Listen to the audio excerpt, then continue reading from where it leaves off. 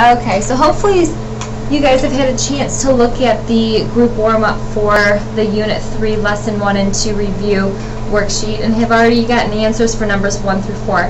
If you haven't done so already, I'm going to ask that you stop the video so that you're able to work on them on your own, and then you can come back and watch our answer description as you check your own work. So if you haven't done so already, why don't you stop the video and work on numbers 1 through 4. If you've already have answers for numbers 1 through 4, we're going to go through them right now and check your answers to make sure that yours aligns with mine. So in numbers 1, 2, 3, and 4 for group warm-up part 1, they're asking you to evaluate without a calculator. So no calculator should be around you right now. And you're just evaluating, which means you want to solve and get the answer as small as possible. So for number 1, they want you to know what the square root of 121 is. And we all know that 121 can be broken up into two separate pieces because it's the same thing as 11 times 11. So since 11 times 11 is what gives us 121, the square root of that is just 11.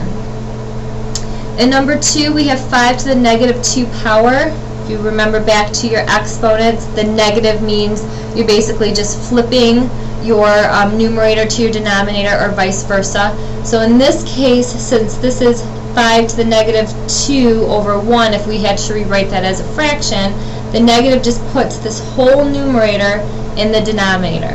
So we should get 1 over 5 squared. When we flip our numerator, our exponent changes from a negative to a positive, and we all know that 5 squared is the same thing as 25.